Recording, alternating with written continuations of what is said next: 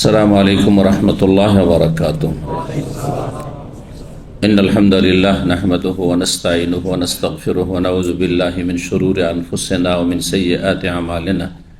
من يهده الله فلا مضل له ومن يضلل فلا هادي له وأشهد أن لا إله إلا الله وحده لا شريك له وأشهد أن محمدا عبده ورسوله صلى الله تعالى عليه وعلى آله وصحبه وسلم تسليما كثيرا. أما بعد فقد قال الإمام البخاري رحمه الله تعالى باب الخطبة قال حدثنا قبيصة قال حدثنا سفيان عن زيد بن أسلم قال سمعت ابن عمر رضي الله تعالى عنهما يقول جاء رجلان من المشرق فخطبا فقال النبي صلى الله عليه وسلم إن من البيان لسحرا.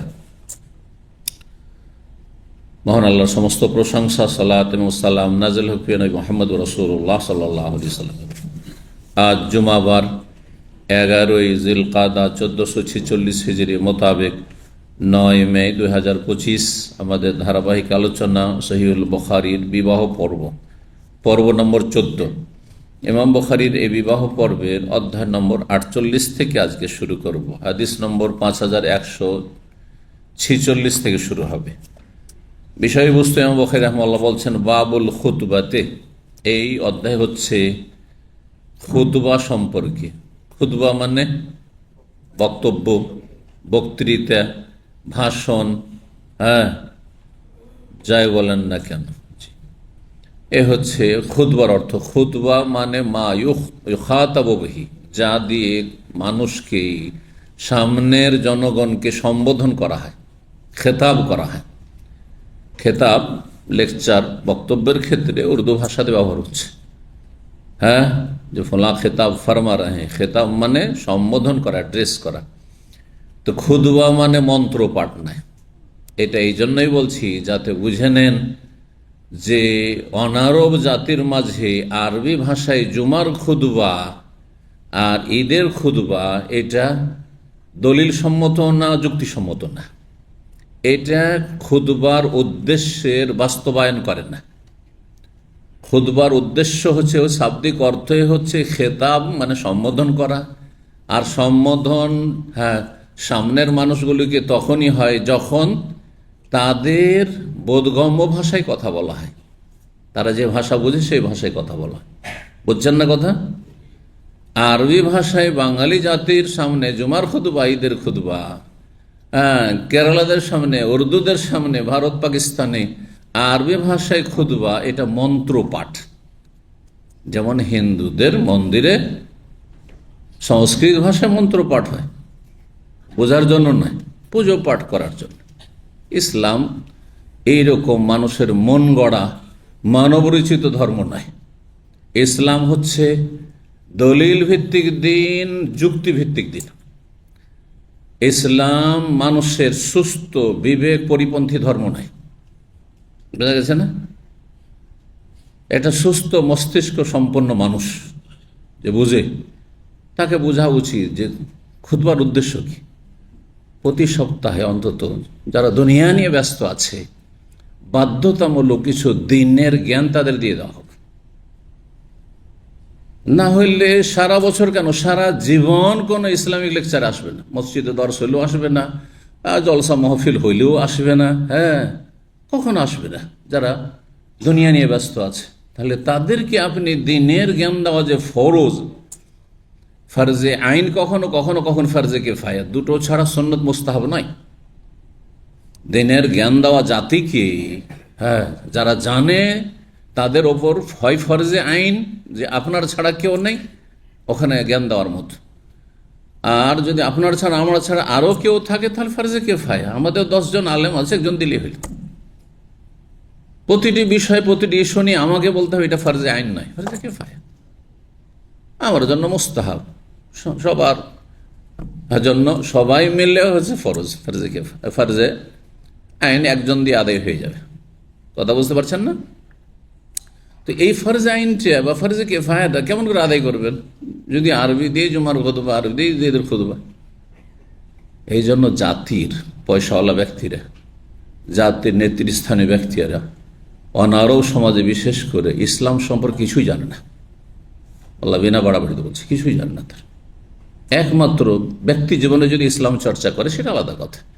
এইরকম লোক হাজারে একটা পাবেন না।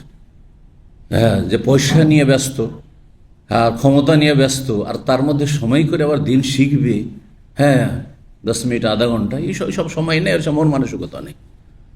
কিন্তু জুমাতে আসতে বাধ্য একজন মুসলিম হিসাবে, ঈদের খুতবাতে আসতে ব্যস্ত, ঈদের মজলিসে আসতে, ঈদগাহে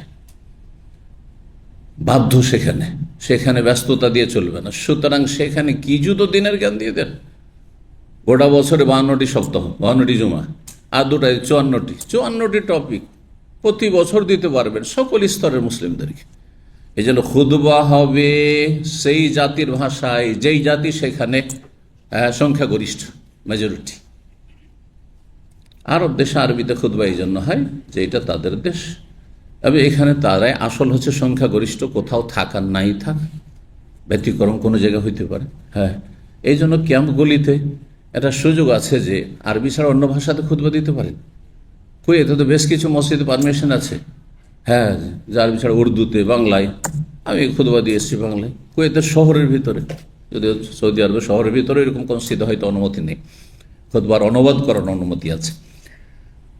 এইরকমই আরও বিভিন্ন দেশ, বাহরাইনে, দুবাই, এসব দেশগুলিতে যেসব জায়গাতে ধরেন বাঙালি বেশি ক্যাম্পের ভিতরে অথবা কোনো মসজিদে আওকাফ পারমিশন দিয়ে রেখেছে যেখানে বাংলায় খুতবা হইতে পারে, আর উর্দু বেশি তো উর্দুতে খুতবা হইতে পারে। জি, তো এটি হচ্ছে খুতবার উদ্দেশ্য। খুতবা মানে তাহলে খেতাব করা, সামনের মানুষকে বোঝানো, সম্বোধন করা। জি, এখন খুতবা ভাষণ নবী সাল্লাল্লাহু আলাইহি সাল্লাম দিতেন প্রয়োজনে, মানে যে কোনো প্রয়োজনে শুরু করতেন কি দিয়ে? খুতবা দিয়ে। যেই খুতবার কিছু মৌলিক বিষয় রয়েছে যেগুলি অবশ্যই হইতে হবে, যেমন আল্লাহ রাব্বুল আলামিনের প্রশংসা, গুণগান। হ্যাঁ, দেখেন সূরা ফাতিহা শুরু হয়েছে আল্লাহর গুণগান দিয়ে, তাই না? আল্লাহর প্রশংসা দিয়ে শুরু হয়, ইন্নাল হামদালিল্লাহি নাহমাদুহু ওয়া নাস্তাইনুহু ওয়া নাহমাদুহু ওয়া নুসাল্লি আলা রাসূলিল কারীম আলহামদুলিল্লাহ ওয়াসসালাতু ওয়াসসালামু, এইভাবে আল্লাহর হামদ ও সানা দিয়ে শুরু হবে। এটা জরুরি, এছাড়া খুতবা জায়েজ নাই। রাসূলুল্লাহ সাল্লাল্লাহু আলাইহি ওয়াসাল্লামের ওপর সালাত ও সালাম হইতে হবে, হ্যাঁ, শুরুতে শেষে দুই দিকে হইলে ভালো, না হলে কমপক্ষে একবার হইতে হবে। এই জন্য হ্যাঁ, ওয়া আশহাদু আন্না মুহাম্মাদান আবদুহু ওয়া রাসূলুহু সাল্লাল্লাহু, তারপরে সাল্লাল্লাহু আলাইহি ওয়া আলা আলিহি ওয়া সাহবিহি ওয়া সাল্লাম তাসলিমান কাসীরা, বলছেন না? জি, শেষখানে সালাত পড়ছেন খতিবরা, খেয়াল করে দেখবেন। আর তাতে কিছু আয়াত হইতে হবে, কারণ খুতবা দিচ্ছেন আপনি, দ্বীনি ভাষণ দিচ্ছেন। খুতবা মানে ভাষণ, বক্তৃতা, দ্বীনি বক্তৃতা, রাজনৈতিক বক্তৃতা নয়। আর এই পয়সার, হ্যাঁ, আর এটা ইকোনমি নিয়ে, অর্থনীতি নিয়ে বক্তব্য নয়, এটা দিন নিয়ে বক্তব্য দিচ্ছেন। সুতরাং আয়াতে কোরআনই হইতে হবে কিছু, হ্যাঁ, সেটা পাঠ করেই চলে যেতে হবে, জরুরি নয়। সেটা তর্জমা যদি না বুঝে তাহলে তর্জমা তফসির সহ পড়তে হবে। কারণ অনেকে আমাদের দেশে, আমাদের আলেদিস ভাইরা, ওই একটা হাদিসে সূরা কাফ আমি মুখস্থ করেছি জুমার খুতবা থেকে, প্রতি সপ্তাহে সূরা কাফের ওই আয়াত, আর সূরা কাফ, তারপর হাদিস আর সূরা কাফ মুখস্থ করেছে, গোটা সূরা কাফের কথা আছে, কিন্তু একটা রুকু পড়বে। এটা আংশিক সুন্নত পালন হচ্ছে, বোঝার চেষ্টা করতে বিষয়গুলি। আমরা নিজেদেরও যদি কিছু বুঝতে ঘাটতি থাকে সেগুলিকে সংশোধন করতে হবে। হাদিসে সূরা কাফ আমি মুখস্থ করেছি নবী সাল্লাল্লাহু আলাইহি ওয়াসাল্লামের জবান মোবারক থেকে খুতবায়, তো সূরা কাফ মানে গোটা সূরা কাফ নাকি এক রুকু? আপনি এক রুকুতে কেন সীমিত করলেন? তাহলে আংশিক সুন্নত হইল। তারপরে আরবদের মাঝে কোরআন তেলাওয়াত করলেই সম্বোধন হয়ে যায়, কারণ বুঝছে মাতৃভাষায় তাদের, তারা যে ভাষায় কথা বলছে কোরাইশ, ওই ভাষাতেই কোরআন নাযিল হচ্ছে। আলাদা করে তরজমা তাফসীর করার প্রয়োজন আছে? কিন্তু বাংলা ভাষাভাষী সামনে, অত উর্দু ভাষাভাষী, আর শুধু আপনি সূরা কাফের আয়াত পড়ে রেখে দেবেন, কি বুঝলো? সূরা কাফ যে পড়তে রাসূলুল্লাহ সাল্লাল্লাহু আলাইহি ওয়াসাল্লাম জুমার খুতবায়, তারও একটা রহস্য আছে। তাতে কিয়ামতের কথা রয়েছে, হ্যাঁ, তাতে হাসর নাসর কথা রয়েছে, তাতে যেই সব আকীদার বিষয়গুলি রয়েছে, এগুলি জুমার দিনে ঘটবে, এগুলি, হ্যাঁ হ্যাঁ, সৃষ্টির সূচনা ইত্যাদি। তো তাহলে এটা স্মরণ করিয়ে দেওয়া যে আজকে জুমার দিন, এই জুমার দিন এই হয়েছে, এই হবে, কিয়ামত হবে, হ্যাঁ, দুনিয়া ধ্বংস হবে, ইত্যাদি ইত্যাদি, হাসর নাসর হবে। তো এইসব বিষয়গুলি রয়েছে আসলে। তো খুতবা আর খুতবাতে মূল বিষয়বস্তু যেটা হবে সেটা হচ্ছে একটা বিশেষ বিষয় নিয়ে, আর সেটা যদি সমসাময়িক হয়, হ্যাঁ, এখন যে সময় চলছে, যে আলোচনা প্রয়োজন, হজের সময় হজ, রমজানের সময় রমজান, হ্যাঁ, রমজানের শেষ দিকে, তাহলে এখন লাইলাতুল কাদের শেষ দশক, তাই না? হ্যাঁ, যেই সময়টাই যেই রকমের রোগ সেই সময় সেই রকম। আর এছাড়াও সাধারণ সময়গুলিতে সাধারণ যে কোনো আলোচনা হইতে পারে, কিন্তু বিষয়ভিত্তিক একটা আলোচনা হবে। খুতবা এত লম্বা নয় যে আজকালকার মাহফিলের জলসার মতো, যেহেতু পয়সা নিয়ে খতিব আসছে সেই জন্য 1 ঘন্টার খুতবা। হ্যাঁ, না না না। আবার ওই 5 থেকে 7 মিনিট 8 মিনিটের শেষ যে কিছু খতিবরা করছে, হ্যাঁ, অন্য ভাষাভাষী, সেটাও একেবারে কোন রকম জায়েজ আদায় হচ্ছে, ফরজ আদায় হচ্ছে। কিন্তু এটা এত সংক্ষেপ হওয়াটাও বাঞ্ছনীয় নয়। এফরাতে মোতাফরিত, ছাড়াছাড়ি, বাড়াবাড়ি। খুতবা যদি 20 মিনিট থেকে 30-35 মিনিটের মধ্যে সীমিত থাকে, এটা হচ্ছে মধ্যম পন্থা অবলম্বন করা। কারণ রাসূলুল্লাহ সুন্নত হচ্ছে সালাতকে লম্বা করা, দীর্ঘায়িত করা জুমার, আর খুতবাকে কেসারুল খুতবা হাদিস রয়েছে, খুতবাকে ছোট করা। সুতরাং খুতবা ছোট মানে এই 7 মিনিট 10 মিনিট নয়, আর খুতবা এত লম্বা নয় যে আপনার লেকচার হয়ে গেল একবারে 1 ঘন্টা 50 মিনিট থেকে 1 ঘন্টা। শুনতে শুনতে মানুষ বিরক্ত, কি দিলেন শুরুতে শেষ পর্যন্ত কিছুই বুঝল না, ঘুমাচ্ছে শুধু। কিন্তু যদি আধা ঘন্টার মধ্যে আপনি চুমুক কথাবার্তা বলতেন তো মানুষ উপকৃত হইতো, বিরক্তি আসতো না। আর নানা মানুষের সবাই এখানে জমা হয়েছে, জুমাতে তো সবাই জমা হচ্ছে, অনেকে বাইরে বসে থাকছে রোদরে, হ্যাঁ, কষ্টে আছে, গরমে আছে। সুতরাং আপনাকে সব দিকটা খেয়াল রাখতে হবে। আল্লাহ বোঝার তৌফিক দান করুন। কথা লম্বা হয়ে যাচ্ছে। খুতবা রাসূলুল্লাহ সাল্লাল্লাহু আলাইহি ওয়াসাল্লাম যে কোনো প্রয়োজনে পাঠ করতেন, এটা হচ্ছে বিষয়। তার মধ্যে একটি গুরুত্বপূর্ণ হাজত মানে প্রয়োজন। হাজাত মানে কি? আবার আমার দেশে হাজাত মানে পেশাব পায়খানা যাওয়া, তাই না? আবার ওইটা বুঝিয়েন না, এটা দেশি কথা, বুঝছেন না? এটা আমাদের হুজুরদের কথা। কোথায় গেছে? ভদ্র ভাষা কাজাই হাজত হয়ে গেছে। হ্যাঁ, যেমন কিছু আঞ্চলিক ভাষাতে আমাদের দেশে আছে বাড়ির বাইরে গেছে, মানে বা পিছন দিয়ে গেছে, হ্যাঁ, এসব আছে ওই রকম। তো কথা হচ্ছে যে হাজাত মানে প্রয়োজন, আরবি ভাষা হাজাত মানে প্রয়োজন। জি, তো বিবাহ সাথী একটা প্রয়োজন, আর বিবাহ সাথী একটা ভালো কাজ, গুরুত্বপূর্ণ একটি। আম্বিয়া রাসূলুল্লাহ সুন্নাত আদায় করছেন, যখন এই কাজটি সম্পাদন করছে বিবাহ বন্ধন, তাহলে তার আগেখানে একটু বরকত হাসিল করেন, যাতে মজলিসটা বরকতপূর্ণ হয়। আর বরকত হয় আল্লাহর হামদোসানা গুণগান করলে, বরকত হয় রাসূলুল্লাহ সাল্লাল্লাহু আলাইহি ওয়াসাল্লামের জন্য দোয়া করলে, সালাতু সালাম, দরুদ ও সালাম পেশ করলে, বোঝা গেছে না? হ্যাঁ, সুন্নতি খুতবা, খুতবাতুল হাজা পাঠ করলে। তাই রাসূলুল্লাহ সাল্লাল্লাহু আলাইহি ওয়াসাল্লাম যে কোনো প্রয়োজনে খুতবাতুল হাজা পাঠ করতেন, শুধু বক্তব্যের সময় নয়। আজকাল তো বক্তারা বক্তব্যের সময়ও বানানো খুতবা পড়ছে, খুতবাতুল হাজা পড়ে না। আমি ব্যক্তিগত আলহামদুলিল্লাহ আমার লাইফে আজকে 27 বছরই শুধু আমার হচ্ছে, আমি এটাকে মোটামুটি ধরে রেখেছি। যদি এমন সময়ের দাবি না থাকে যে খুব সংক্ষেপ করতে হবে, তাহলে সংক্ষেপে খুতবা পড়ি না, খুতবাতুল হাজা পড়ি। আমি খুতবাতুল হাজা পড়ি পুরোপুরি আয়াতগুলি সহ, সবচেয়ে ভালো, পারফেক্ট। যদি দেখি যে না একটু সংক্ষেপের প্রয়োজন রয়েছে, তখন হয়তো 3টি আয়াত পাঠ করলাম না, কিন্তু খুতবাতুল হাজাটা পড়লাম। খুতবাতুল হাজার সাথে 3টি আয়াত তাকওয়া সম্বলিত আয়াত, যাতে তাকওয়ার কথা বারবার করে, আল্লাহ ভীরুতার কথা রিপিট করা হয়েছে। কারণ মানুষের তাকওয়া আল্লাহ ভীরুতায় মানুষকে সোজা করে দেয়। দুনিয়ার কোনো প্রশাসন সোজা করতে পারে না আমাকে আপনাকে, কিন্তু আল্লাহর ভয় আমাকে সোজা করে দিতে পারে, যে কোনো জায়গায় সোজা করে দিতে পারে।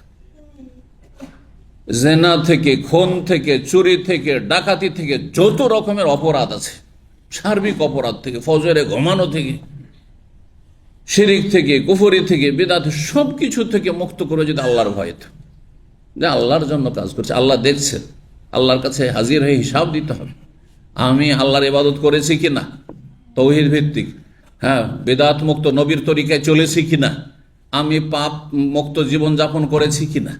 মানুষ জানুক আর নাই জানুক, মানুষকে দেখানোর উদ্দেশ্য না। তাকওয়া মানুষের ইখলাস তৈরি করে দেয়। তাকওয়া না থাকলে আল্লাহর ভয় নেই, সুতরাং সবকিছুই করছেন। যদি নামাজও পর্যন্ত দুনিয়ার স্বার্থে, রোজা রাখছেন তাও দুনিয়ার স্বার্থে, সেন্টারে আসেন তাও দুনিয়ার স্বার্থে, কারণ তাকওয়া নেই। কিন্তু তাকওয়া যদি থাকে তাহলে লিল্লাহিয়াত আছে, লিল্লাহিয়াত আছে, সব আল্লাহর জন্য করছি। আমার মানুষকে জানাবার কোনো প্রয়োজন নেই, হ্যাঁ, মানুষকে দেখাবার কোনো প্রয়োজন নেই। আর মানুষের কাছে আমাকে ভালো মানুষ হওয়াটা এটা আমার উদ্দেশ্য নয়, রবের কাছে ভালো মানুষ হইতে হবে।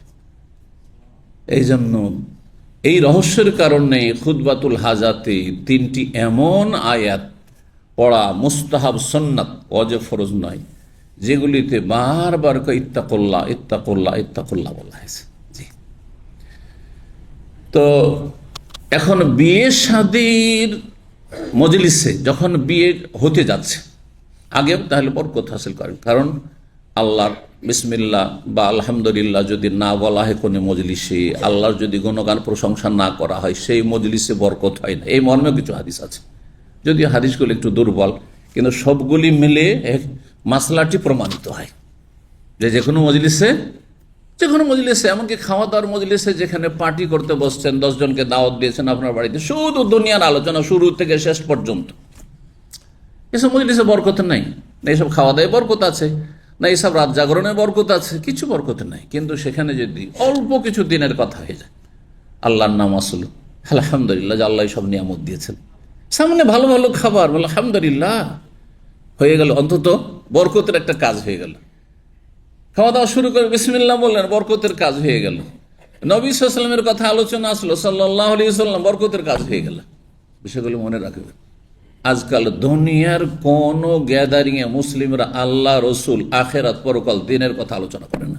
ইল্লা মাশাআল্লাহ মুসলিম সামান্য কিছু দিনই ভাইরা হইতে পারে, তাও ব্যতিক্রম, শুধু হ্যাঁ হ্যাঁ হ্যাঁ হাসি খুশি আমোদ ফুর্তি বিনোদন সব করে চলে গেল। কি করলেন আপনি?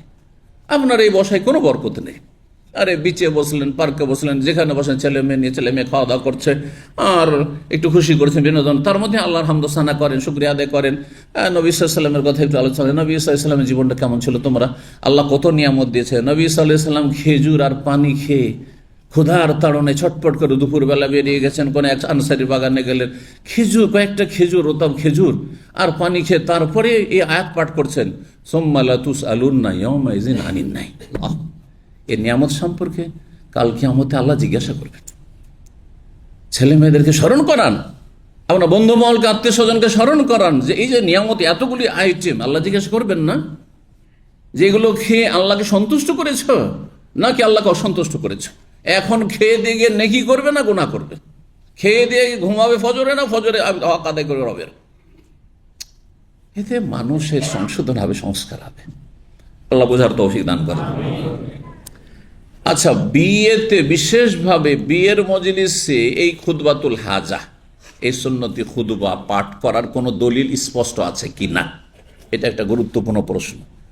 ইমাম বুখারী রাহিমাহুল্লাহ অধ্যায়ে কি বলছেন, বাবুল খুতুবাতে, এবং অধ্যায়টি নিয়ে এসছেন কিসের পর্বে? বিবাহের পর্বে, তাই না? তার মানে যদিও তিনি বলেননি বাবুল খুতবাতে ফিন নিকাহে, কিন্তু উদ্দেশ্য হচ্ছে এই খুতবা, হ্যাঁ, কিসের? বিবাহের পর্বে আমি যেহেতু নিয়ে এসেছি এই চ্যাপ্টারটি, অধ্যায়টি, সুতরাং বিবাহের মজলিসের সূচনা শুরু হবে কি দিয়ে? খুতবাতুল হাজা দিয়ে। খুতবাতুল হাজা এটি হচ্ছে সুন্নাত, মুস্তাহাব, ওয়াজিব, ফরজ নয়। অর্থাৎ কোন বিয়ে যদি বিনা খুতবাতে হয়ে যায়, বরকত কম হইল কিন্তু বিয়ে হয়ে গেল। আমি বিবাহের যে বিষয়ভিত্তিক আলোচনা করেছি সেখানে বলেছি, আমাদের দেশের একটি ভুল ধারণা, যদি কোনো বিয়ের মজলিসে খুতবা না পড়া হয়, এই বিয়ে হয়নি। শতকরা 80% মানুষই, 90% বলে বিয়ে হয়নি। কেন বিয়ে হয়নি ওদের? বলছে খুতবাই পড়েনি। বলবে না? বলবে না। সুন্নত ছুটলো, খুতবা হয়নি, কারণ ওইটাকে বেশি গুরুত্বের নজরে দেখছেন। ওলি ছাড়া বিয়ে হয় না, বিনা ওলিতে যদি কোর্ট ম্যারেজ হয়ে যায়, তারপরে যেহেতু দেশের মানুষ এই নাজাইজ কাজে অভ্যস্ত হয়ে গেছে অধিকাংশ, হ্যাঁ, মজহাবের অন্ধত্বে ভুল ফতোয়ার উপর আমল করে, যে সাবালিকা মেয়ে স্বয়ং সম্পূর্ণ নিজেই গিয়ে বিয়ে বসে যেতে পারে, বাতিল বিয়ে নবী সাল্লাল্লাহু আলাইহি ওয়াসাল্লাম 3 বার করে বলছেন, কিন্তু এটার উপর আপত্তি করছেন না। হ্যাঁ, যেটা জরুরি, হ্যাঁ, সেটা যদি নাও থাকে, তারপরে হ্যাঁ ও কোর্ট ম্যারেজ করেছে, মনে বিয়ে হয়ে গেছে, না বিয়ে হয়নি, বাতিল বাতিল বাতিল নবী সাল্লাল্লাহু আলাইহি ওয়াসাল্লাম বলেছেন। কথা বলছেন না? তাহলে বোঝা গেল যে সমাজে প্রভাবিত হয়ে বা সমাজে যা প্রচলিত তাতে প্রভাবিত হয়ে যদি ইসলাম বুঝেন, তাহলে সহি ইসলাম বুঝে আসবে না। এর থেকে মুক্ত হয়ে, হ্যাঁ, নিরপেক্ষ হয়ে, হ্যাঁ, আর তারপরে মন মস্তিষ্ককে আপনি খোলা রেখে ভাইরাস মুক্ত করে কোরআন এবং হাদিস এবং সাহাবাই কেরামদের সালাফে সালেহিন আমল তাদের কি ছিল এগুলিকে যদি জায়গা দেন, তাহলে সহি ইসলাম, বিশুদ্ধ ইসলাম পাবেন আপনি। আশা করি আমার কথাগুলি বুঝছেন। তো কি প্রশ্ন করলাম, সেটা হচ্ছে যে নবী সাল্লাল্লাহু আলাইহি ওয়াসাল্লাম থেকে কি প্রমাণিত বা কোন হাদিস দ্বারা কি প্রমাণিত যে বিয়ের মজলিসে খুতবাতুল হাজা বা খুতবা পাঠ করতে হবে, সুন্নাত মুস্তাহাব হলো পাঠ করতে হবে। কিছু হাদিস আছে যে বিয়ে দিয়ে দিয়েছেন নবী সাল্লাল্লাহু আলাইহি ওয়াসাল্লাম, সেখানে খুতবার কোনো উল্লেখই নেই। এতবার হাদিসটি এসেছে কিন্তু খুতবার কোনো উল্লেখ নেই। এই হাদিস আছে, যেমন যে মহিলা এসে নিজেকে সমর্পণ করলো, কতবার হাদিসটি আসলো, কারণ অনেক মাসাইল সেখান থেকে ইস্তেমবাত হয়, সেই জন্য এই সহিহ বুখারীতে। কিন্তু একবারও কোথাও নাই যে নবী সাল্লাল্লাহু আলাইহি ওয়াসাল্লাম বিয়ে পড়ানোর জন্য মোহরের কথা তো জিজ্ঞাসা করলেন, আর এই লোহার আংটিও খুঁজে বললেন কি আছে না আছে, চলো কোরআন মুখস্থ আছে কিনা, কোরআনের মানে মোহরের কথা তার মানে খুব জরুরি, মোহর একটা কিছু হইতেই হবে, যদিও কোরআন শিক্ষা হোক না কেন। কিন্তু একথা বললেন না যে খুতবাটা তুমি পাঠ করো অথবা আমি পাঠ করি, বলেছেন বিয়ে দিয়ে দেয় ফাকাদ যাওয়াজনাকা বিমা মাআকা মিনাল কোরআন, করলেন না। তাহলে এই হাদিস প্রমাণ করে যে বিয়েতে খুতবা আবশ্যক, ফরজ না। যদি ফরজ হইতো তো নবী তরক করতেন না। ফরজকে কখনো তরক মানে বুঝেন তো, কারণ এটা বাংলায় ব্যবহার হচ্ছে সেই জন্য বললাম, কি ছাড়তেন না, ত্যাগ করতেন না। জি, কিন্তু আব্দুল্লাহ ইবনে মাসউদ রাদিয়াল্লাহু তাআলা আনহু থেকে হাদিস রয়েছে, হাদিস কয়েকটি হাদিসের কিতাবে রয়েছে, আবু দাউদে রয়েছে, নাসাইতে রয়েছে, আর দারমিতে রয়েছে, মুসনাদ হাকিমে বিভিন্ন হাদিসের কিতাবে রয়েছে, এক কথায় বুখারী মুসলিম ছাড়া। হাদিসটি সহিহ, আল্লামা আলবানী রাহিমাহুল্লাহ সহিহ বলেছেন যে আল্লামানা রাসূলুল্লাহ সাল্লাল্লাহু আলাইহি ওয়াসাল্লাম খুতবাতাল হাজাতে ফিন নিকাহি, খুতবাতুল হাজাতে ফিন নিকাহি ওয়া গায়রিহি। নবী সাল্লাল্লাহু আলাইহি ওয়াসাল্লাম আমাদেরকে খুতবাতুল হাজা, প্রয়োজন বোধে খুতবা শিখিয়েছেন, যেমন তাশাহুদ শিখিয়েছেন, তেমনি এই খুতবা শিখিয়েছেন। কিসের ক্ষেত্রে? নিকাফিন নিকাহে, বিয়ের ক্ষেত্রে এবং অন্য ক্ষেত্রে, যে কোনো প্রয়োজনের ক্ষেত্রে। তার মধ্যে প্রয়োজন কোনো জায়গায় একটি আলোচনা করছেন, কোনো একটি মজলিসে কয়েকজন বসছেন, যে কোনো একটা বিচার সালিসে বসছেন, বিচার সালিস ধর সামাজিক বিচার সালিস, খুতবা পাঠ হয়, অথচ এটা গুরুত্বপূর্ণ বিষয়, কিন্তু খুতবাতুল হাজা সেখানে হওয়া উচিত। কোথায় এই সুন্নতগুলি? এগুলো মৃত সুন্নত। কিন্তু বিয়ের মজলিসে শুধু খুতবা হবে, আর আপনারা এত বড় একটা গুরুত্বপূর্ণ বিচার করছেন, মারামারি বিচার অথবা সেখানে বিভিন্ন রকমের যে সামাজিক অপরাধ সেগুলির বিচার, চুরি ডাকাতির বিচার আর জেনাবা বিচারের বিচার, সেখানে খুতবাতুল হাজা নেই। কেমন করে আপনাদের এই বিচারের মজলিসে, সালিসের মজলিসে বরকত হবে? বলছেন না, যদিও কাজটি ফরজ নয়, কিন্তু বরকতহীনতার কারণ। জি, বরকতহীনতা মানে একটা অশান্তি। আপনার এই বিচার সালিস করেও শান্তি হইল না দেশ গ্রামে। তো ইমাম বুখারী এই জন্য নিয়ে এসছেন যে খুতবা বিয়ের মজলিসে পড়া কি সুন্নাত, কিন্তু হাদিসটি ইমাম বুখারীর শর্ত মোতাবেক ওই উচ্চ মানের সহি নয়, যদিও সহি, সেই জন্য সরাসরি হাদিসটি নিয়ে আসেনি। সেটি আবু দাউদ, নাসাই হাদিসের কিতাবে রয়েছে। 5146 নম্বর হাদিস বর্ণনা করছেন যায়েদ বিন আসলাম তাবি, তিনি বলছেন সামিআতু ইবনে ওমর, আমি শুনেছি আব্দুল্লাহ বিন ওমর রাদিয়াল্লাহু তাআলা আনহুমা থেকে, ইয়াকুলু, তিনি বলেন, জা রাজুলান মিনাল মাশরিক, দুইজন ব্যক্তি মদিনার পূর্ব অঞ্চল থেকে আসলো। মাশরিক মানে পূর্ব অঞ্চল, ব্যাপক কথা। এখন বাংলাদেশে বসে যদি বলে পূর্বাঞ্চল, তাহলে পূর্ব, তাহলে পূর্ব দিক কি হবে? যেখানে আছেন আপনি সেখান থেকে পূর্ব দিক, তাই না? সৌদি আরবে যদি মক্কা মদিনা বা রিয়াদে বসে যদি বলেন পূর্ব দিক, তো শারকিয়া, এই জন্য এই দিকটাই কি বলা হচ্ছে? মাশরিক আর শারক একই কথাই। আলাসা থেকে আপনার এই দম্মাম, কাতিফ আর জুবাইল, খাবজি, হাফরুল বাতেন পর্যন্ত শারকিয়া, ইস্টার্ন প্রভিন্স, তাই না? পূর্বাঞ্চল, জি, পূর্বজন। তো যখন মদিনা মক্কায় আপনি থাকবেন, তখন পূর্বে যেমন দাম্মাম পড়ছে, তেমন পূর্বে কাসিম রিয়াজও পড়ছে। বুঝতে পারছেন না? তো নবী সাল্লাল্লাহু আলাইহি ওয়াসাল্লামের সাহাবী আব্দুল্লাহ বিন ওমর বলছেন মদিনায় বসে, হ্যাঁ, ঘটনাটি যে দুইজন লোক আসলো পূর্ব দিক থেকে। এই পূর্ব দিক মানে এই দামামের দিক থেকে গেছেন, আলাসার দিক থেকে, এদিক থেকে, একেবারে পূর্ব থেকে না, এর চাইতে বেশি পূর্বে হচ্ছে, এর চাইতে বেশি পূর্বে হচ্ছে ইরাক। হ্যাঁ, ইরাক পূর্ব দিকে ইশারা ইঙ্গিত সেখানে ফিতনা ফাসাদ হবে। তো এই ক্ষেত্রে বিশেষজ্ঞ ওলামা মুহাদ্দিসিনরা বলেছেন, হাদিসে ভাষ্যকাররা, যে সেই ফিতনার জায়গা হচ্ছে ইরাক। দেখেন 1400 বছর ইতিহাস প্রমাণ করে যে বড় বড় ফিতনা ফাসাদগুলি, অশান্তি বিশৃঙ্খলা আর মানুষের ক্ষয়ক্ষতি, দিন দুনিয়ার ধ্বংস, সেগুলি ইরাকে বেশি হয়েছে। 1400 বছর ইতিহাস সম্পর্কে যারা জ্ঞান রাখে, বাগদাদের পতন, সুবহানাল্লাহ। আর তারপরে এই যে ইরাক দুনিয়ার মধ্যে সবচেয়ে শক্তিশালী দেশ ছিল, হ্যাঁ, সব দিক থেকে শক্তিশালী ছিল, সব দিক থেকে শক্তিশালী ছিল। এই সাদ্দামের মতো মাথামোটা লোক দেশটিকে দিল ধ্বংস করে, ইসলামের শত্রু, মুসলিমদের শত্রুদেরকে সুযোগ দিল আক্রমণ করার জন্য। বুঝতে পেরেছেন? দেশ ধ্বংস করে রাফিজি শিয়াদের হাতে তুলে দিল, সুন্নি দেশ শিয়া হয়ে গেল। আর এখানে জুলম অত্যাচারের শেষ নেই। আহলে সুন্নাত ওয়াল জামাত, হানাফি, শাফি, মালিকি যারা সেখানে বসবাস করে, তাদের সেখানে জীবনযাপন মুশকিল করে দিয়েছে বর্তমান সময়ে। জি, এইসব খবর তো আর মিডিয়াতে আসেন না, রাখেন না। জি, কিন্তু জ্ঞানীরা, আলেম ওলামারা অবশ্যই খবর রাখে যে কোথায় কি আমাদের মুসলিম ভাইদের, আহলে সুন্নাত ওয়াল জামাত, হানাফি, শাফি, মালিকি, হাম্বলি, আহলুল হাদিস, সালাফি, তাদের কি অবস্থায় আছে, অবশ্যই তারা খবর রাখে। জি, তো কথা হচ্ছে যে এইগুলো হচ্ছে ফিতনা ফাসাদের দেশ। এই দুইজন পূর্ব দিক থেকে এসেছিল। পূর্ব দিক যে কোনো জায়গা হইতে পারে, কিন্তু কোথা থেকে এসেছিল ইতিহাস প্রমাণ করে যে সেই দুজনের নামও এসছে। সাহাবা ইকরামরা কোনো কোনো এতে উল্লেখ করেছেন তারা দুইজন কে ছিল, দুইজনে বনু তামিম বংশের ছিল। তামিম বংশের তামিমি ছিল তারা।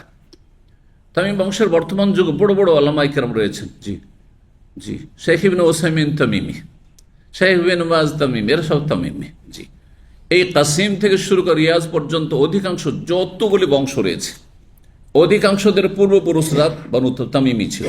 তামিমি লিখুক আর না লিখুক, আজকাল অনেক শাখা প্রশাখা বংশের হয়ে গিয়ে তারপর ওই তামিমের কিছু শাখা ওরা জানে কিন্তু যে আমরা অমুক নামে পরিচিত, হ্যাঁ, কিন্তু আমাদের আসল হচ্ছে ওই 1400 বছর আগে আমরা তামিমি বংশের।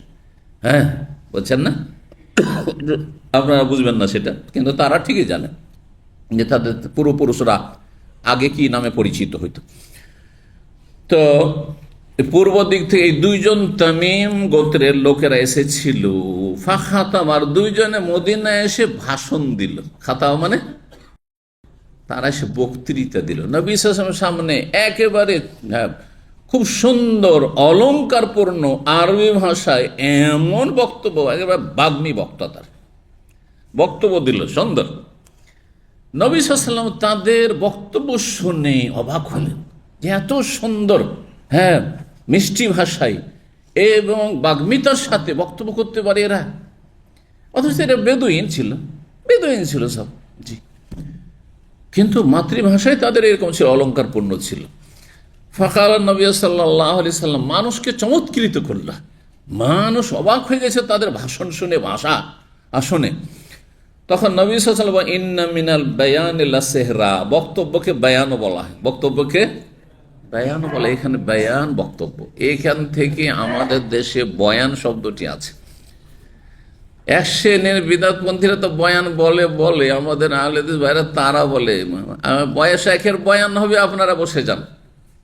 এ বলাটা কেমন, এটাও শুনে রাখেন। কিন্তু ভাষাগত দিক থেকে কোনো অসুবিধা নেই, কিন্তু বিদআতীদের যে তাদের ধর্মীয় প্রচারণা, যাতে বেদাত মিশানো আর জাল কিচ্ছা কাহিনী আর স্বপ্নের ছড়াছড়ি, এইসব দিয়ে যারা ইসলামের খেদমত করে থাকে এবং ভাবে যে এইটাই হচ্ছে মানুষের সংশোধনের রাস্তা, তারা বক্তব্যকে কি বলে, বয়ান বলে। যেহেতু বেদাতীদের একটি বিশেষ ভাষায় পরিণত হয়েছে বর্তমান যুগে, সেই জন্য আমরা সেই ভাষাটি বর্জন করব, সেই ভাষাটিকে এড়িয়ে চলব। আমাদের কাছে অন্য ভাষা আছে, যাতে করে বেদাতের কি না হয়, বেদাতের গন্ধ না আসে। যারে এরাও কি ওই তরিকারই লোক নাকি, বুঝতে পারছেন না? এজন্য যারা আমার বক্তব্য হবে কোনো জায়গায় শেখের বয়ান হবে, পরে বলি বয়ান শব্দটা বলিয়েন না। এটা নয় যে হারাম, কিন্তু অপছন্দনীয়, আপত্তিকর। মদিনার নাম ইয়াসরিব ছিল, ছিল না? ছিল না? নবী সাল্লাল্লাহু আলাইহি ওয়াসাল্লাম পরে অপছন্দ করেছেন না করেননি? এখন বললে কোন হারাম কাজ করে দিলে না, কিন্তু অপছন্দনীয়, এরকম মেলা শব্দ রয়েছে। ইমাম হোসেন, হ্যাঁ, শাব্দিক অর্থ কোনো অসুবিধা আছে? ইমাম মানে নেতা, আর হোসেন হোসেন, হোসেন নাম রাখতে অসুবিধা নেই, আর ইমাম ইমাম যদি নাম রাখ তাও অসুবিধা নেই। ইমাম হোসেন একটু শিয়াদের গন্ধ আসে, কথা বুঝতে পারছেন না? তাদের বিদাতের গন্ধ আসে, ওই জন্য ইমাম হোসেন ছেলে মেয়েদের নাম রাখবেন না আপনি। বোঝা গেছে? এইভাবে মেলা উদাহরণের আছে, যেখানে দেখবেন যে বেদাতের গন্ধ আসছে সেটাকে এড়িয়ে চলবেন আপনি। কোন একটা ভ্রান্ত ফিরকের, হ্যাঁ, কোনো বিশেষ বিশেষ টার্ম আছে, সে টার্মগুলি ব্যবহার করবেন না। তো কি বললেন নবী সাল্লাল্লাহু আলাইহি ওয়াসাল্লাম? ইন্না মিনাল বায়ানি লাসিহরা, নিশ্চয় কিছু কিছু বক্তৃতায় জাদু রয়েছে, জাদুর মতো। তাতে কি হয়? প্রভাব ফেলে শ্রোতাদের ওপর। হ্যাঁ, যাদের সামনে ভাষণ দেওয়া হয়, ভাষণে এমন তারা মানে প্রভাবিত হয় যে জাদুর মুহূর্তের মধ্যে যেমন প্রতিক্রিয়া হয়ে যায়, যে একটা সুস্থ মানুষ আর স্বাভাবিক অবস্থায় ছিল অস্বাভাবিক অবস্থা তার হয়ে যায়। হ্যাঁ, হঠাৎ করে অসুস্থ, কিছুই ছিল না তার, হঠাৎ করে অসুস্থ। কেন?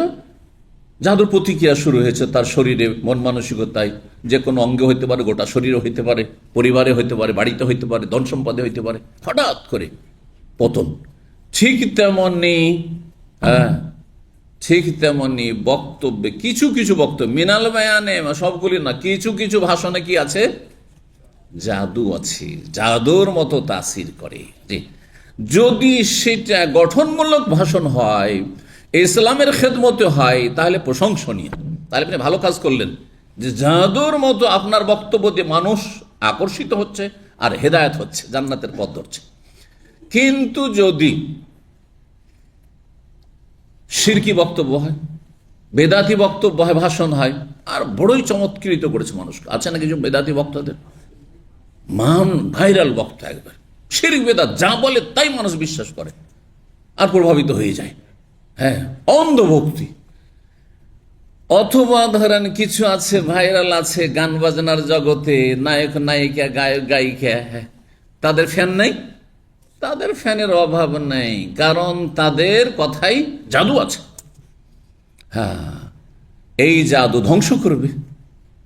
তাহলে বক্তব্যের, ভাষণের জাদু দিয়ে যদি গঠনমূলক কাজ হয়, আপনি ঈমান ইসলাম ভালো করছেন, সমাজ পরিবারের খেদমত করছেন, আপনি মানব জাতিকে মানুষের মতো মানুষ তৈরি করছেন, গঠনমূলক হলে অসুবিধা নেই। গঠনমূলক কথাটি খুব সুন্দর, যে কোনো গঠনমূলক হতে পারে, মানুষের ব্যক্তি জীবনে, পারিবারিক গঠনে। আপনি গড়ার কাজ করছেন, ভাঙার কাজ করছেন না, এক কথা ধ্বংস করছেন না আপনি, তাহলে ভালো কথা।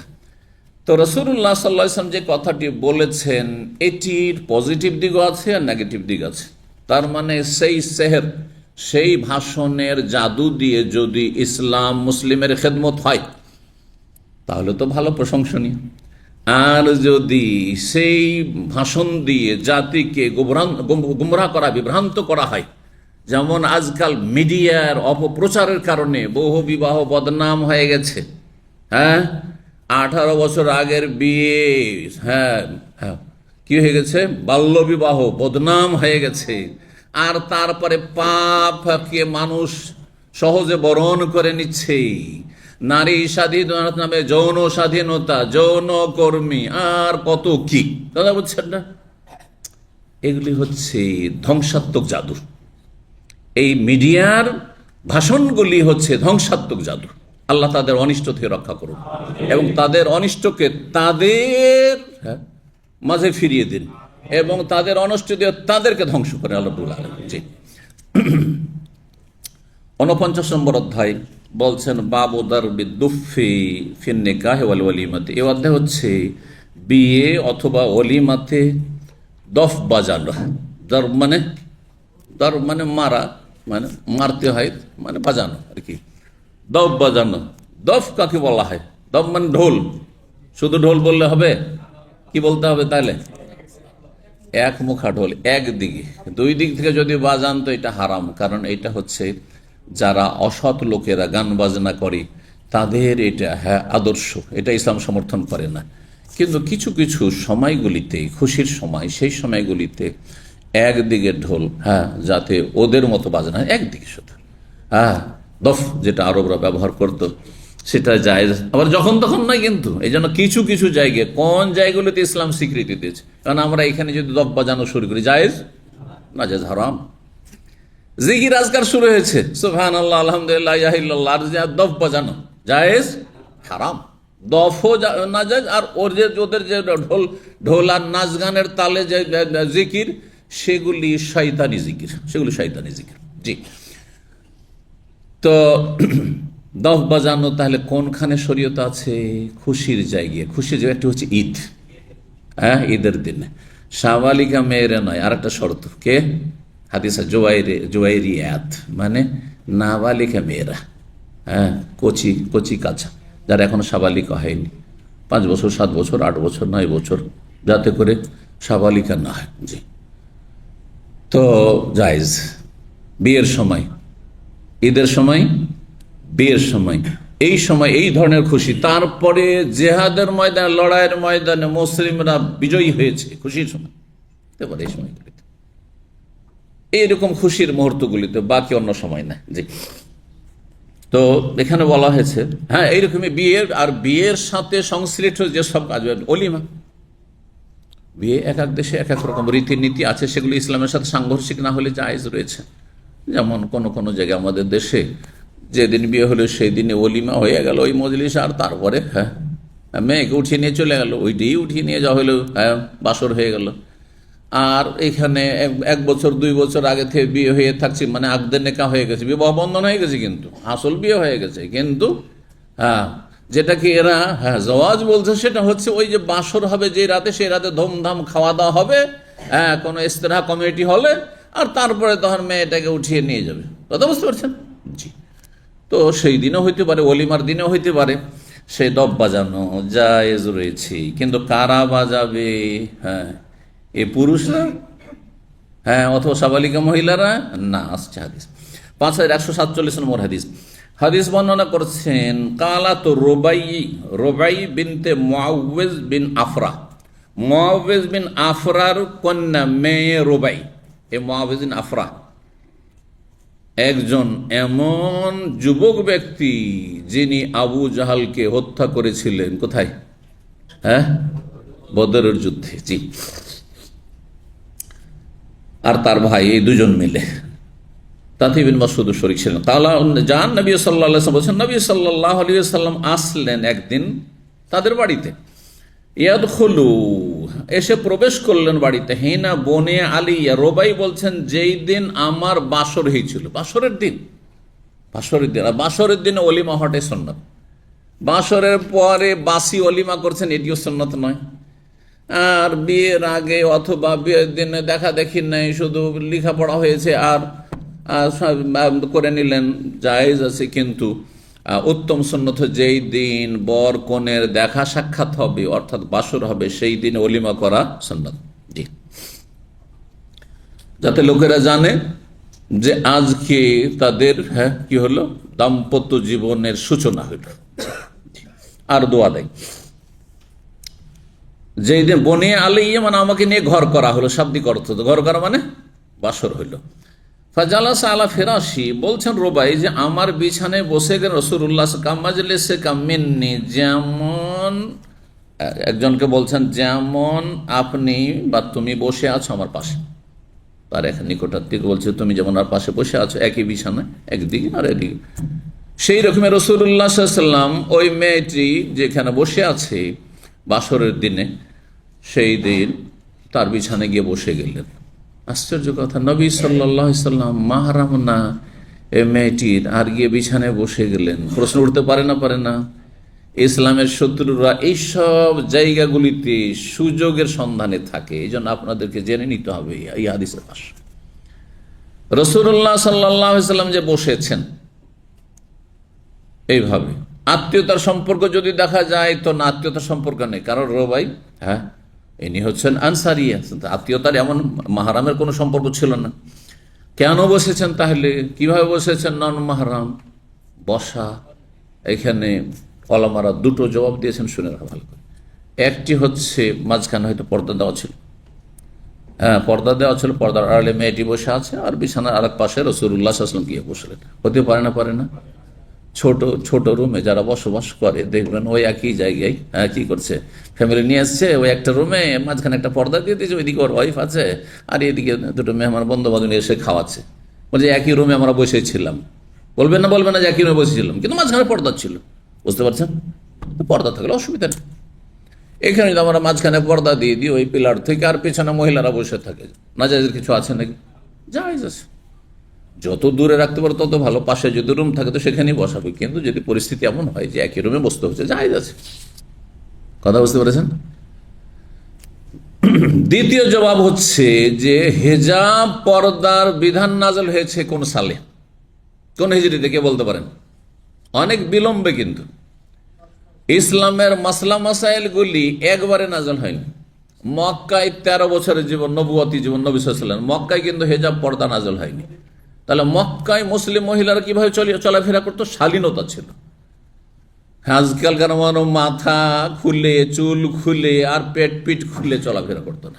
শালীনতা হচ্ছে চেহারা খোলা আর হাত খোলা, কিন্তু এমনি মাথা শরীর ঢাকা থাকতো, চুল ঢাকা থাকতো, এইভাবে চলাফেরা করতেন। আর তারপরে মদিনায় আসলেন। মদিনায় এসে দীর্ঘ 5 বছর চলে গেল। 6ষ্ঠ হিজরিতে যায়েনাব বিনতে জাহশ রাদিয়াল্লাহু তাআলা আনহার সাথে নবী সাল্লাল্লাহু আলাইহি ওয়াসাল্লামের যখন বিয়ে হলো, সেই সময় কালে হেজাবের বিধান নাযিল হয়েছে। ইউদনিনা আলাইহিন্না মিন জালাবিবিহিন, এই আয়াত দিয়ে আল্লাহ হেজাব কি, যে জিলবাব লম্বা ওড়না যেন ঝুলিয়ে লটকে নেই। কোথায় লটকাইতে হয়? চেহারার উপর লটকাইতে হয়। এই জন্য চেহারার হেজাব নাযিল হয়েছে। তার আগে মহিলারা, মুসলিম মহিলা মাথা এমনি ঢেকে থাকতো। আরে আমাদের দেশে আমরা দেখেছি, এখন একটু হয়তো ব্যতিক্রম হয়েছে কলেজ ইউনিভার্সিটি বেশি পড়ার কারণে, যে হিন্দু মহিলারও মাথা খোলা দেখতাম না কোনোদিন। আমরা আমাদের বয়সকালে দেখেছি, গ্রামে যখন বসবাস করেছি, হিন্দু মহিলাদেরকে মাথা খোলা দেখিনি। জি, তো আমাদের একজন শেখ দাম্মাম থেকে গিয়েছিলেন সুইডেনে, ইউরোপের কথা বলি, সুইডেনে আজকে থেকে প্রায় 20 বছর আগে গেছিলেন উনি, 15-20 বছর আগে। আর খুব বড় শেখ এখানকার উনি। তো তিনি বলছেন যে আমি থাকলাম সেখানে, কয়েকটা কোর্সও করালাম সে মুসলিমদের জন্য। তো সেখানে যে পুলিশ অফিসার তাদের, সে আসলে একজন খ্রিস্টান। আসার পরে আমার সাথে দেখা করলো, আর তিনি ইংলিশ বলতে পারতেন, তো বলি তার সাথে সরাসরি অনেক গল্প হইল। তিনি যখন আমি ইসলামের হেজাবের কথা, ইসলামের শিষ্টাচারের কথা, ইসলামের যেসব ক্যারেক্টার সেগুলি নিয়ে আলোচনা করলাম, তখন সেই অমুসলিম খ্রিস্টান পুলিশ অফিসার, এসপি অথবা ডিসি যাই হোক না কেন, সে বলছে যে 40 বছর আগে আমাদের মহিলারাও আপনাদের মতো পুরো হিজাব করত। তাহলে ইউরোপে আজকে থেকে 50-60 বছর আগে মহিলারা চেহারা ঢেকে, হাত পা ঢেকে, গোটা শরীর ঢেকে চলতো ঢিলে কাপড়ে। জি, প্রাচীন কিছু ছবি দেখতে পাবেন যে খ্রিস্টানরা এরকমই ছিল একসময়। জি, তারপরে পাশ্চাত্য সভ্যতা নারীদের থেকে কাপড় ছেনা শুরু করলো, কাপড় কেড়ে নেওয়া শুরু, ছেনাইতে আর ধীরে ধীরে তারা ছিনতাই করতেই আছে। কিন্তু আমাদের এক শ্রেণীর অবুঝ নারীরা তাদের স্বল্প বুদ্ধিতার কারণে, নির্বুদ্ধিতার কারণে তারা বুঝে না বিষয়টি, যে আমাদেরকে বিবস্ত্র করতে চাই এই পশ্চিমারা, আর আমাদেরকে অবৈধভাবে ভোগ করতে চায়। আমাদের দায় দায়িত্ব এরা নিতে চাই না। বৈবাহিক জীবনে গেলে পুরো দায় দায়িত্ব একজন স্বামীকে নিতে হবে না। বিবাহ সব তুচ্ছ কাজ। আজকাল বিবাহ উঠিয়ে দিতে চাইছে, লিভ টুগেদার করো, যাতে করে কোন দায় দায়িত্ব একজন পুরুষের উপর না থাকে। এগুলো শয়তানি চক্র, জি, আন্তর্জাতিক চক্রান্ত চলছে এগুলি। সুতরাং মুসলিম নারীদেরকে এগুলি হাড়ে হাড়ে বোঝার চেষ্টা করতে হবে। প্রাচীন ইতিহাস, আদম এবং হাওয়ার সেই সময়ের ইতিহাস, কাপড় শরীর থেকে খুলে নেওয়ার, বিবস্ত্র করার জন্য যে বদ্ধপরিকর হয়ে খুলে নিয়েছে, বিবস্ত্র করেছে আদম হাওয়াকে, সে কে? ইবলিস, শয়তান। যখন গাছের ফল খাইয়ে দিল, তখন কি হয়ে গেল? কাপড় শরীর থেকে, জান্নাতের কাপড় হারিয়ে গেল। হ্যাঁ, এই পাপ যদি না করাইতে পারতো, এই গুনাহ না করাইতো, ভুল না করাতো, হ্যাঁ, এতে সক্ষম না হইতো ইবলিস শয়তান, তাহলে কাপড় শরীর থেকে খুলতো না, বিবস্ত্র হইতেন না। মানুষের লজ্জা আছে, প্রাকৃতিক লজ্জা। ছোট বাচ্চাও দেখবেন, হ্যাঁ, যার সামনে সে পেশাব পায়খানা করে তার সামনে শুধু ন্যাংটা হবে, কাপড় খুলবে, তাছাড়া খুলবে না। যদি শুধু মায়ের সামনে অভ্যাস থাকে, বাবার সামনে খুলবে না। বাবা যদি বলে চলো পেশাব করে, যাবে না ও। আমরা জানি এগুলো, ছেলে মেয়ে মানুষ করেছি, জানেন না আপনারা এগুলো? যদি শুধু মা বাবার সামনে, আমার ছেলেরা মা বাবা এই দুটোকে মেনে নিয়েছে, কারণ কোনো সময় হয়তো ওর আম্মা নাই, আমি করে দিলাম। কিন্তু কোনো ভাই বোনও যদি বলে যে তোর কাপড়টা করলে তোকে ইয়ে করে দিই, পরিষ্কার করে দিই, পেশাব পায়খানা পরিষ্কার করে দিই, মারতে শুরু করবে সাথে সাথে। এইভাবে ছেলে মেয়েদের দেখেছি আমি ছোটকালে, বুঝতে পারছেন? তার মানে নর হোক আর নারী হোক, ছেলে হোক অথবা মেয়ে হোক, আল্লাহ কি করেছেন? লজ্জার চরিত্র প্রাকৃতিকভাবে ন্যাচারাল আল্লাহ দিয়েছেন। এই লজ্জাকে কেড়ে নেওয়া হচ্ছে আমাদের থেকে, নর নারী থেকে কেড়ে নেওয়া হচ্ছে এই সহশিক্ষার মাধ্যমে, অবাধ মেলামেশার মাধ্যমে, এসব অশ্লীলতা ছড়ানোর মাধ্যমে।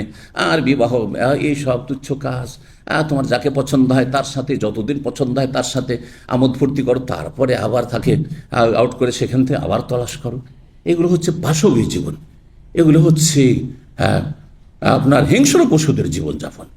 আল্লাহ এসব অনিষ্ট থেকে রক্ষা করুন। তো কি বলছিলাম, কি বলতে গিয়ে বললাম এই কথাগুলি?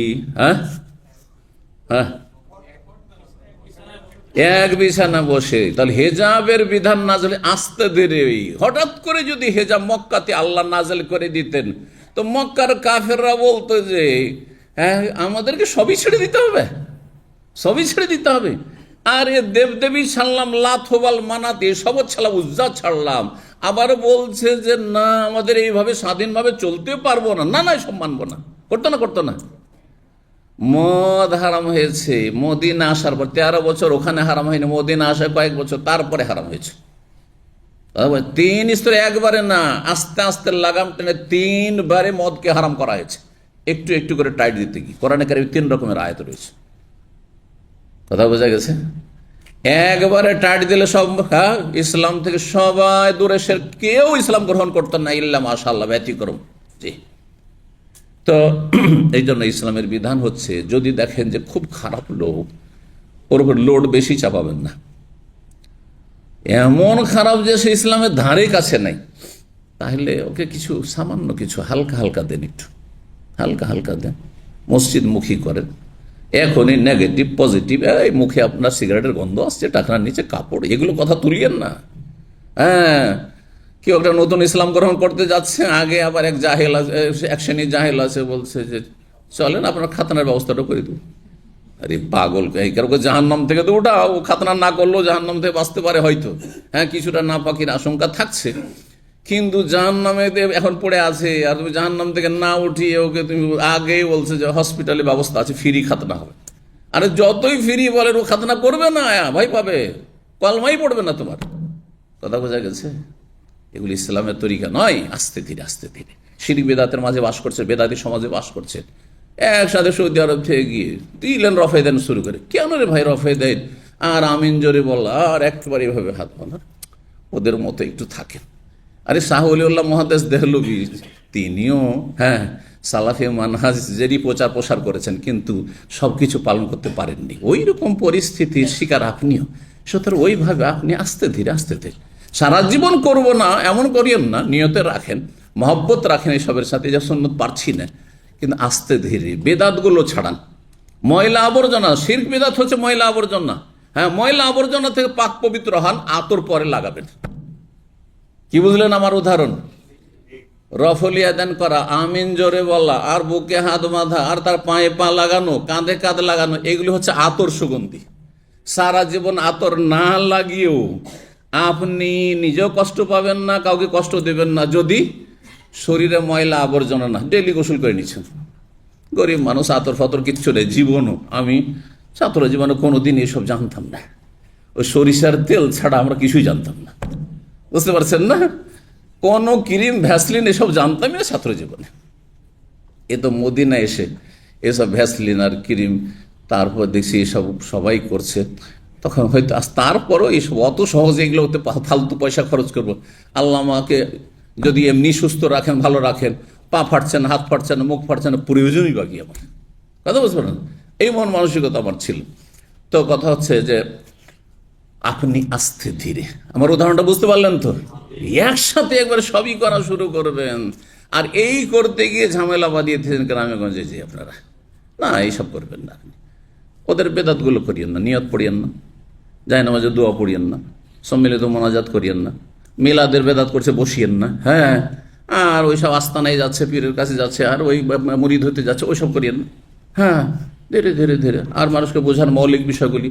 হ্যাঁ, রসুলের মহব্বতের দাবি কি, আর আল্লাহর মহব্বতের দাবি কি, আর কোরআন সন্ন্যার গুরুত্ব কি, দলিলের গুরুত্ব, এই তারপরে দেখবেন যে ইনশাআল্লাহ আপনাকে ওরা মহব্বত করা শুরু করবে।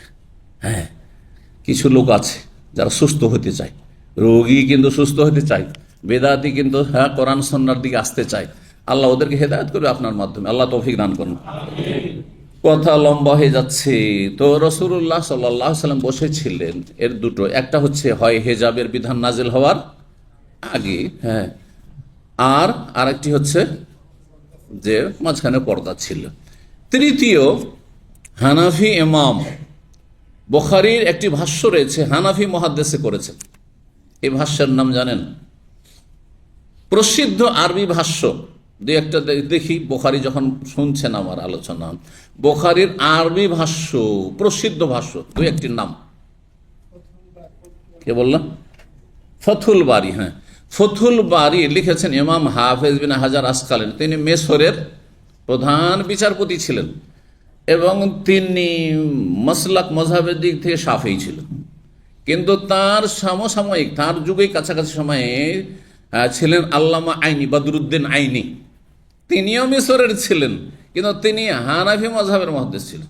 দুইজনে মুহাদ্দিস, একজন শাফি মযহাবের মুহাদ্দিস আর একজন হানাফি মুহাদ্দিস। তো উমদাতুল কারিতে তৃতীয় একটি ব্যাখ্যা করা হয়েছে যে রাসূলুল্লাহ সাল্লাল্লাহু আলাইহি ওয়াসাল্লাম গায়ের মাহরাম হওয়া, নন মাহরাম হওয়া সত্ত্বেও এই বিয়ে হওয়ার পরে বাসর ঘরে মেয়েটি বসে আছে, আর তার মজলিসে গিয়ে সেই বিছানায় বসলেন। আচ্ছা, তারপর এখানে কি আছে যে আমি শুধু ছিলাম, একাই আছে, আর আরো মহিলারা আছে? তো দুইজন তিনজন মহিলা কোথাও যদি বসে থাকে আর একজন পুরুষ সেখানে গিয়ে এক সাইডে বসে, তো এতে কি নাজায়েজ কিছু আছে? কারণ ফিতনার আশঙ্কা নেই, নির্জনতা হারাম। মাসলা বুঝছেন না? এই কথাটি তার সাথে শুনে নিলেন।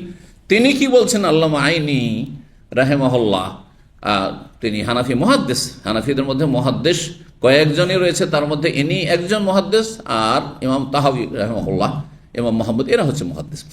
তো তিনি বলছেন যে হাযা মিন খাসাইসিহি সাল্লাল্লাহু আলাইহি ওয়াসাল্লাম, আল্লাহু মিন খাসাইসি রাসূলিল্লাহ সাল্লাল্লাহু আলাইহি ওয়াসাল্লাম, এটি হতে পারে নবী সাল্লাল্লাহু আলাইহি ওয়াসাল্লাম বৈশিষ্ট্য, তার জন্য খাস বিধান ছিল যে তিনি এভাবে বসতে পারেন, কিন্তু আমি আপনি পারি না, আমার জন্য সেটা ঠিক নয়, ফিতনার কারণ হয়তো, নবী সাল্লাল্লাহু আলাইহি ওয়াসাল্লাম ফিতনার কারণ।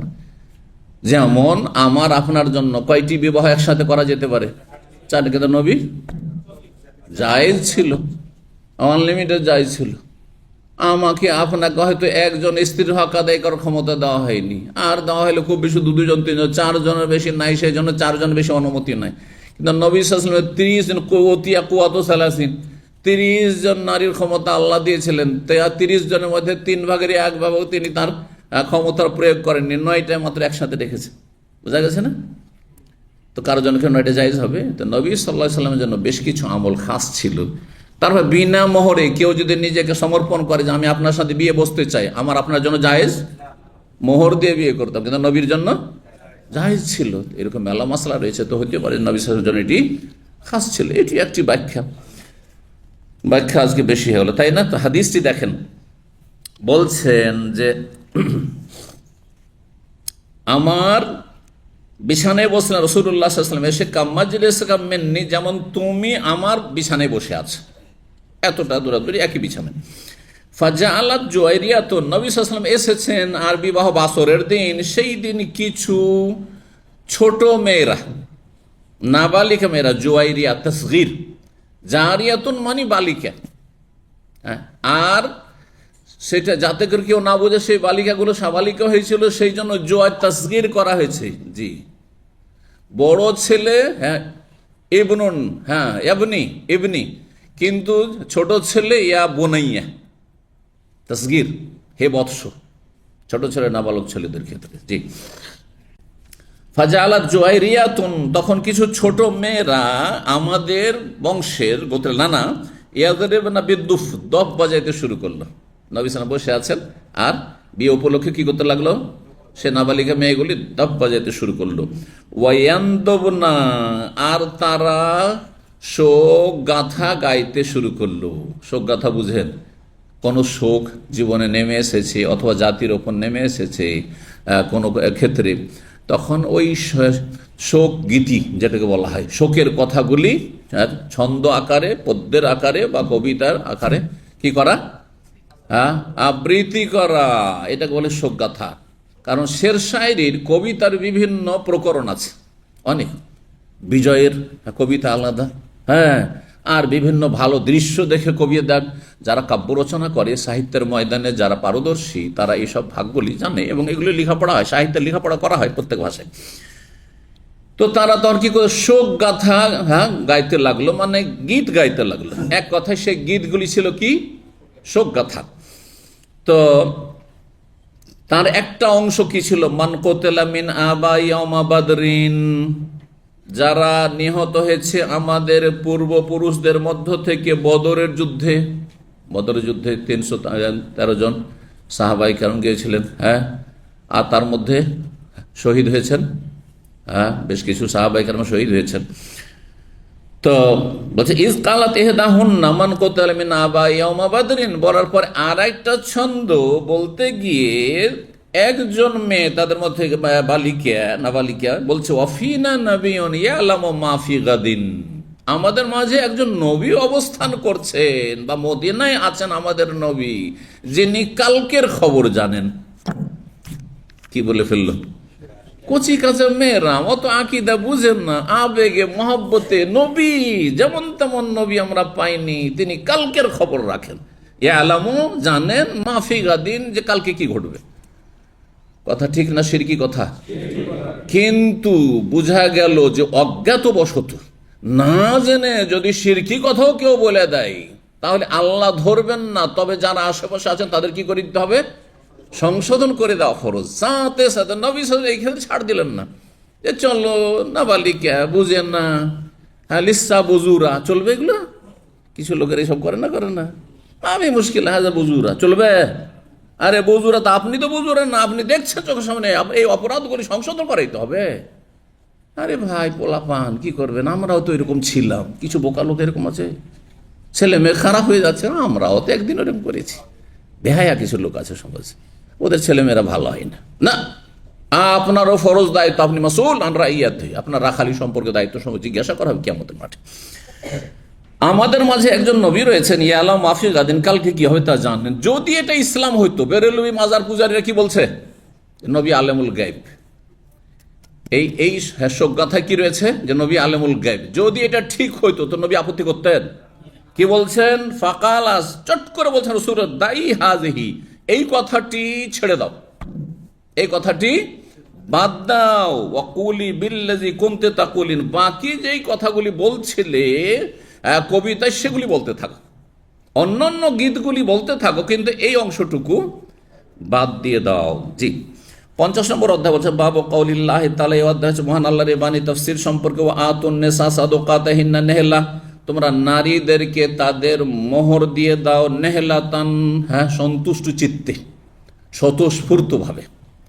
মোহর দেওয়ার ক্ষেত্রে যেন কৃপণতা না আসে, 9-6 না হয়, কাটছাট না হয়, দিচ্ছি দেখা যাবে, থাক ওই শেষখানে মাফ নিয়ে নেব, হ্যাঁ, 1000 1 টাকা, 500 1 টাকা, 100 1 টাকা নগদ, বাকি সব ফাঁকি।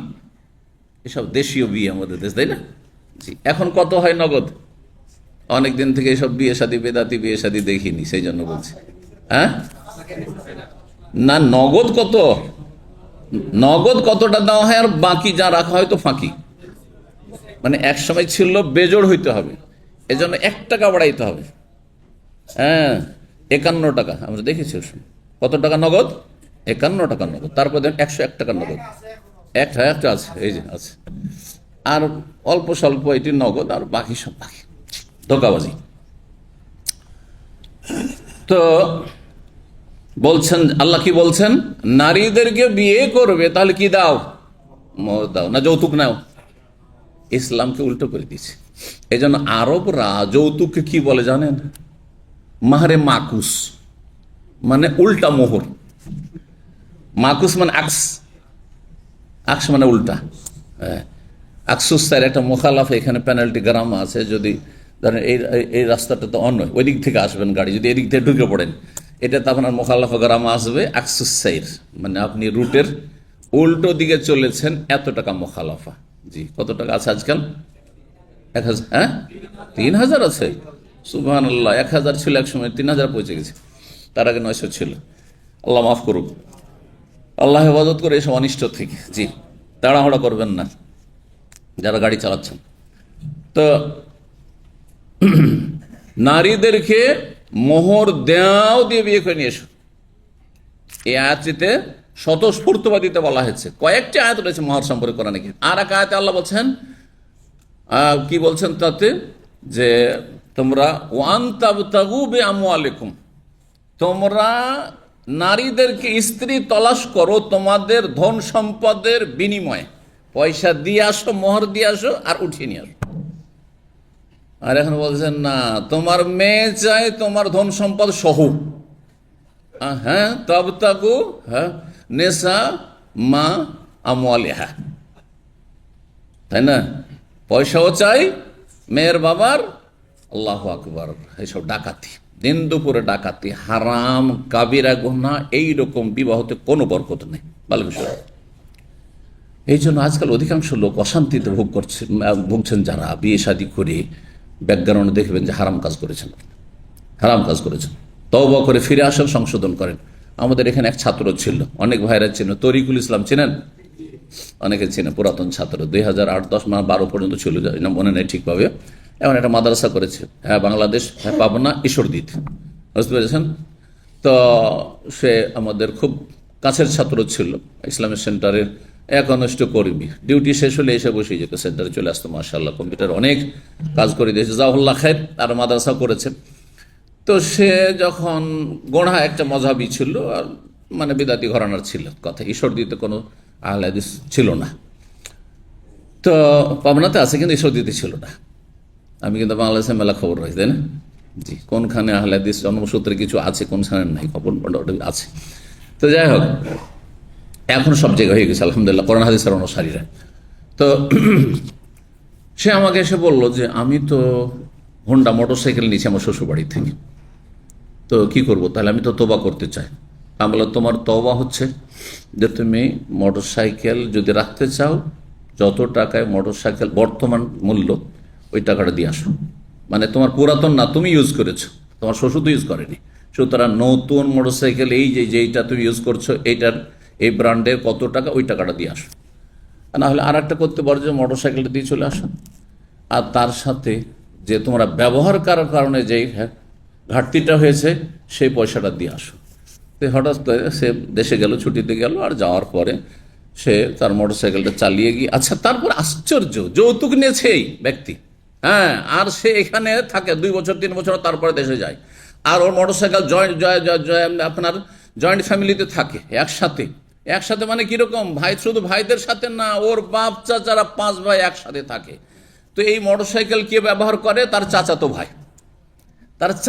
আমি বলে, খুবই ভালো কথা, বিয়ে করলে তুমি, গোনার বোঝা নিয়ে জাহান্নামে যাবে তুমি, হ্যাঁ, আর জালেম তুমি, গোনাগার পাপী তুমি, আর ভোগ করলো তোমার চাচাতো ভাই। আরে তোমার বাবাও যদি করতো, তোমার মাও করতো, তোমার নিজের ভাইটাও করতো, তাও তো মনকে একটা শান্তিতে, যে গোনা করে জাহান্নামে গিয়ে অন্তত আমার বাপ মার একটু উপকার করলাম, দুনিয়ার তুচ্ছ উপকার, তাই না? আস্তাগফিরুল্লাহ ওয়া আতুবু ইলাইহি। তা আমি বললাম যে এই কাজ করো। হ্যাঁ, মোটরসাইকেল নিয়েছে, যাওয়ার পর শ্বশুর বাড়ি গেছে, আর যাওয়ার পরে মোটরসাইকেল দিয়ে শ্বশুরকে বলছে যে এই মোটরসাইকেল থাকলো, পকেট থেকে টাকাটা বলছে, এই টাকা ধরেন। ও নিবে না শ্বশুর, বলছে না, আমি এমনি দিয়েছি, আমি খুশি হয়ে দিয়েছি। আরে খুশি হয়ে কেউ দেবে নাকি? সমাজ বাধ্য করেছে, মেয়েটাকে সুখে রাখবো এই স্বপ্ন বাধ্য করেছে, সমাজের চাপ, পরিবারের চাপ, মেয়েটাকে সুখে রাখতে হবে, যার ফলে দিচ্ছে। কেউ দেবে না কেন? আরবরা কেন দেয় না? কোটিপতি, তারপরে কথা বুঝতে পেরেছেন? তাহলে এ কথা বললে আপনার যৌতুক জায়েজ করলে হবে না, চাইনি, কিন্তু ওরা নিজে থেকে দিয়েছে, চাপের মুখে দিয়েছে। আপনার বাবা মায়ের যে, হ্যাঁ, তীরের মতো আঘাত করা কথা আপনার যে স্ত্রীকে যখন তখন, ছোট লোক তোর বাবা তোর মা কিছুই দেয়নি আমার ছেলেটাকে, নাই আমরা চাইলাম না। আমি একজন দাড়িওয়ালা লোকের কথা বলছি, আমাদের পরিচিত, বিয়ে করেছে আর তার শ্বশুররা কিছুই দেয়নি। ওই বিয়েতে কিন্তু আমি খুব জড়িত ছিলাম, বিয়ের ঘটকের মতো। খুব একটা ভালো পরিবার, তো ছেলেটা যখন হেদায়েত হয়েছে দেশে, তো বিয়েটার ব্যবস্থা করে দিয়েছিলাম। কিছুই দেয়নি ওরা, দেখছে ধার্মিক ছেলে পেয়েছে আর দিব বাকি, কিছুই দেয়নি। তারপর সেই ছেলে নতুন নতুন ধার্মিক হয়েছে, তো বলছে যে না হয় আমরা চাইলাম না, তো একটা ভদ্রতা তো আছে। আজকালকার এগুলো ভাষা কিছু দাড়িওয়ালাদের, হ্যাঁ, সব দাড়িওয়ালা একই ক্যাটাগরির না। আরে মানুষের বিবেকটা আছে, না হয় চাই, আমরা যখন উদারতা দেখাইলাম কিছু চাইলাম না, তাদেরও তো কিছু উদারতার প্রয়োজন আছে। সবগুলি এগুলি হারাম নাজায়েজ কথা, কথা বুঝতে পেরেছেন? ও টাকা ধনাবে, ধরবে না, পকেটে ঢুকিয়ে দিয়ে এসছে, পরে এসে বললো রিপোর্টটা যে এই কাজ করেছি, বলুন জাযাকাল্লাহ খায়র, তোমাকে আল্লাহ সত্যি হেদায়েত করেছে। এইটা হলো সংশোধন, এর নাম হচ্ছে তওবা। আর তওবা এই নয় যে আর আগামী দিনে নিব না, না না, এটা তওবা নয়, বান্দার হক, সুতরাং ফিরিয়ে দিয়ে আসো, তুমি পুরোপুরি ফিরিয়ে দিয়ে আসো। তো শেষ করি এই অধ্যায়টি। বলছেন ইমাম বুখারী ওয়াকাসরাতিল মাহরি ওয়া আদনা মা ইয়াজুজু মিনাস সাদাক, যখন মোহরের কথা এই অধ্যায়ে আয়াত তাফসীর রয়েছে, নারীদেরকে তোমরা মোহর দাও নেহলাতান, স্বতঃস্ফূর্তভাবে, খুশি হয়ে, আনন্দ চিত্তে। তাহলে যদি কেউ মোহরের প্রাচুর্য রাখে, খুব বেশি পরিমাণে মোহর দেয়, তো জায়েজ কিনা, এটা একটি মাসলা। কোটি কোটি টাকা যদি মোহর দেয় তো জায়েজ কিনা। আবার ও আদনা মায়াজুজ মিনা, সর্বনিম্ন মোহর কতটা হওয়া আবশ্যক সেটা একটা বিষয়, দুটো বিষয়। সর্বনিম্ন কতটা হইতে হবে, আর সর্বঊর্ধ্বে কোনো লিমিট আছে না, আনলিমিটেড যা ইচ্ছা তাই। আমার খুশি, আমি কোটি কোটি টাকার মালিক, ধন খুব, আমি কোটি টাকা দেবো বিয়ে করতে, অসুবিধা আছে নাকি? কোনো অসুবিধা নেই, মাসলা শুনে রাখেন। হ্যাঁ, চাপে রেখে এটা প্রথা বানিয়ে দেবো যে 1 কোটি টাকা ছাড়া বিয়ে হয় না, 1 লাখ রিয়াল ছাড়া বিয়ে হয় না, এটা ঠিক নয়, এটা ঠিক নয়। কিন্তু 1 লাখ কেন, কেউ যদি মনে করে আমি মিলিয়ন দেবো, কোনো অসুবিধা নেই, স্বতঃস্ফূর্ত আমি দেবো, আল্লাহ আমাকে দিয়েছে, আমি বিয়ে করে নিয়ে আসবো, আমি দেবো, কোনো অসুবিধা নেই। আবার কেউ যদি গরিব হয়, কিছুই না দিতে পারে, তো সর্বনিম্ন 10 দিরহাম দুর্বল মত, হ্যাঁ, তারপরে দিনারের 4 ভাগের 1 ভাগ, হ্যাঁ, যাতে চোরের হাত কেটে যায়, এটা হইতে হবে। এগুলো মত হচ্ছে মযহাবী কিছু কিছু মত, এগুলো দুর্বল। সর্বনিম্ন কোনো পরিমাণ নেই, 1 টাকাও হইতে পারে, টাকা তো দূরের কথা, একটা বোতলের পানিও হইতে পারে, না হইতে পারে না, হতে পারে। আপনারা আশ্চর্য হচ্ছেন না? আচ্ছা, একটা বোতল, তারপর তো পানিটার মূল্য আছে, 4 আনা হোক আর 8 আনা মূল্য আছে, তাই না? কিন্তু কোরআনে কারীমের তালিম, নবী সাল্লাল্লাহু আলাইহি ওয়াসাল্লাম বিয়ে দিয়েছেন না দেননি? কোরআন শিক্ষা, যদিও কোরআন শিক্ষার মূল্য অনেক বেশি, কিন্তু পয়সা তো আর হইল না, এটার তো একটা অ্যামাউন্ট আসবে, বিক্রি করলে 4 আনা পয়সা আসবে অন্তত। কিন্তু কোরআনে কারীম, হ্যাঁ, কোরআনে কারীম তো বিক্রি করার জিনিস না, বিক্রি করবে না। কোরআনের তালিম দিয়ে হইতে পারে, কোরআনের তালিম দিয়ে হইতে পারে। তাহলে এর ওপর আপনি কিয়াস করেন যে কম্পিউটারের তালিম দিয়ে হইতে পারে। মেয়ের বাবাকে বলেন আপনার মেয়ে যেহেতু, হ্যাঁ, কম্পিউটার জানেন না, আর আমার বাসায় কম্পিউটারে কিছু কাজের প্রয়োজন রয়েছে, সহযোগিতার, আর তার একটা বাড়িতে বসে বসে, বাসায় বসে থেকে ইনকাম হয়ে যাবে, তাকে আমি কম্পিউটার শিখিয়ে দেবো, ডিজাইন শিখিয়ে দেবো, যাই যাবে না, কোনো অসুবিধা নেই। একটা লুঙ্গি দিয়ে বিয়ের জন্য প্রস্তুত যদি 2টা থাকতো তো 1টা দিয়ে দিতাম, তাহলে এটা দিয়ে বিয়ে হবে না? হবে, জায়েজ। কিন্তু কি শর্ত? মেয়ে পক্ষ রাজি হইলে, মেয়ে পক্ষ রাজি না হইলে তার চলবে না। বুঝতে পারছেন না? এমন আজকাল বিয়ে হচ্ছে, কিছু ধার্মিক মেয়ে মাশাআল্লাহ বলছে আমার কিছুই লাগবে না। এবং শুনেছি এইসব ঘটনা বিভিন্ন জায়গাতে, সোশ্যাল মিডিয়াতে হোক অথবা ব্যক্তি পর্যায়ে শুনেছি যে আমাকে একটা উমরা করিয়ে দিলে হবে, কিচ্ছু চাই না, আমি হেদায়েত হয়েছি, আমি কি চাই, আমাকে একটা উমরা করিয়ে দিই, অসুবিধা নেই। উমরা আপনি ফ্রি করান, নয় পয়সা দিয়ে করান, যা দিয়ে করবেন করান, আপনি ফ্যামিলি নিয়ে চলে আসলেন, এখানে দামাম থেকে 100 রিয়াল উমরা করে হয়ে গেল, ওইটা মোহর হইতে পারে না? মশলাটা বুঝছেন না আপনাকে? আচ্ছা, কোটি কোটি টাকা দিলেও অসুবিধা নেই, কোরআনের দলিল আছে, কোরআনের দলিল আছে। চলেন এই দলিল ইমাম বুখারী নিয়ে এসেছেন। ওয়া কাউলিহি তাআলা, মহান আল্লাহর বাণী এই মর্মে, ওয়া আতাইতুম ইহদাহুন্না কিনতারা, তোমরা যদি হে পুরুষরা কোন নারীকে কেন্তারান, অঢেল ধন সম্পদ, অজস্র ধন সম্পদ, জি, অগাধ অর্থ দিয়ে দাও, এগুলো অর্থ কেন্তার, অঢেল ধন সম্পদ দুনিয়া দিয়ে দিলেন আপনি, কোনো অসুবিধা নেই। বিশাল আপনার কয়েকটা কোম্পানি, গ্রুপ অফ কোম্পানি আছে, একটা কোম্পানি গোটাই দিয়ে দিলেন আপনি, কোটি কোটি টাকা ইনকাম হচ্ছে তার থেকে, অসুবিধা নেই। কেন্তার, অজস্র ধন সম্পদ, 10-20 কিলো 50 কিলো 100 কিলো স্বর্ণ দিয়ে দিলেন, কোনো অসুবিধা নেই। হীরা মণিমুক্তা দিয়ে দিলেন, তাও কেন্তারে এত সব কিছুই সামিল।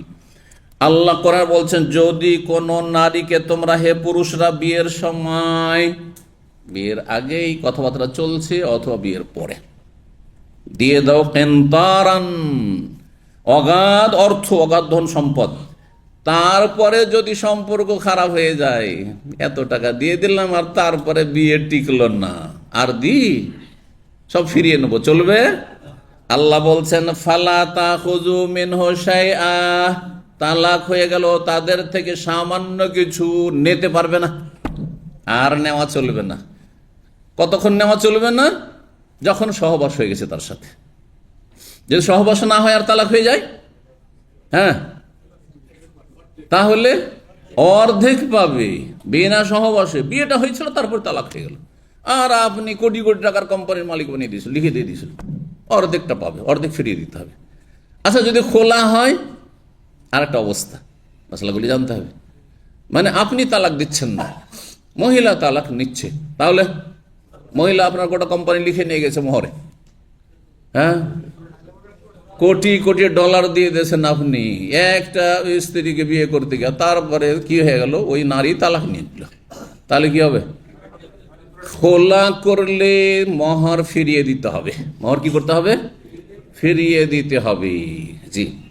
ফালা জুনাহা আলাইহিমা ফীমা ইফতাদাত বিহি, সূরা বাকারা আল্লাহ বলছেন, যদি দেখা যায় যে তারা এই দাম্পত্য জীবনকে এগিয়ে নিয়ে যেতে পারছে না, আর চলছে না, আর নারী সেখান থেকে মুক্তি লাভের জন্য চেষ্টা চালাচ্ছে, আমি থাকবো না এর সাথে, খোলা চাই, তাহলে কি করবে? হ্যাঁ, কোনো গুনাহ হবে না যদি সে নিজেকে মুক্ত করে, ধন সম্পদ দিয়ে, মানে যা মোহর নিয়েছিল সেটা ফিরিয়ে দেয়। নবী সাল্লাল্লাহু আলাইহি ওয়াসাল্লাম এরকম তালাকের ঘটনা মদিনায় যখন ঘটলো, আর ওই সাহাবী কি করেছে, একটা বাগান দিয়ে দিয়েছিল স্ত্রীকে, বিয়ের সময় কি করেছে, বাগান দিয়ে দিয়েছিল। মহিলা এসে বলি, ইয়া রাসূলুল্লাহ, এই লোক যে আছেন না আমার স্বামী, তার আখলাক চরিত্রে কোনো দোষ দেখছি না, ভালো মানুষ, কিন্তু ধার্মিকও ঠিক আছে, কিন্তু আমি ওয়ানা আকরাহুল কুফরা ফিল ইসলাম, আমি মুসলিম একজন মেয়ে নারী, আর আমি এই আল্লাহর নাশুকরি আর স্বামীর নাশুকরি অকৃতজ্ঞ হয়ে জাহান্নামে যেতে চাই না, আমি এর সাথে আমার সংসার করা সম্ভব নয়। কিসের জন্য? লোকটি বড়ই কালো কদাকার কুৎসিত ছিল, দেখতে ভালো ছিল না, যার ফলে মহিলা চেষ্টা করলো যে এর সাথে সংসার করা যায় কিনা, পারলো না, ভক্তি হয় না ওর। মহব্বত আল্লাহর পক্ষ থেকে, মহব্বত আল্লাহর পক্ষ থেকে, মহব্বত হয় না। তখন মহিলা বলি, ইয়া রাসূলুল্লাহ, আমি জাহান্নামে যাবো এর সাথে থেকে, এর হক আদায় করতে পারবো না, একে আমি দেখতেই পারি না, তখন কেন থাকবো এর সাথে? নবী সাল্লাল্লাহু আলাইহি ওয়াসাল্লাম, আতারুদ্দিন আলাইহিল হাদিকা, ওই বাগানটা ফিরিয়ে দেবে তুমি? বলছে, হ্যাঁ, না, ওর বাগান ও নিয়ে যাক। তখন ওই সাহাবীকে ডাকলেন আর বললেন, ইকবালিল হাদিকা ওয়াল তাতাল্লিকা তাতলিকা, হ্যাঁ, তোমার বাগান, হাদিকা, হাদিকা মানে আজকাল পার্ক বলছেন, তাই না? ইকবালিল হাদিকা মানে বাগান হয়, বাগানটা তুমি ফিরিয়ে নাও, খেজুরের বাগান দিয়েছিলে তুমি, আর তাকে তালাক দিয়ে দাও। খোলা তালাক না ফাসকেন কা বিবাহ বিচ্ছেদ, সেটা ফুকাহাদের ইখতিলাফের বিষয় রয়েছে, বুঝতে পারছেন না? জি। তাহলে কাউকে দিয়ে দেওয়ার পর, স্ত্রীকে দিয়ে দেওয়ার পরে ফিরিয়ে নেওয়া চলবে না। হাদিয়া তোহফা দিয়েছেন, ফিরিয়ে নেওয়া চলবে না। জমি জায়গা লিখে দিয়েছেন, ফিরিয়ে নেওয়া চলবে না, আপনি দিয়ে দিয়েছেন, জি। তা একমাত্র যদি আমানত হিসাবে দেন।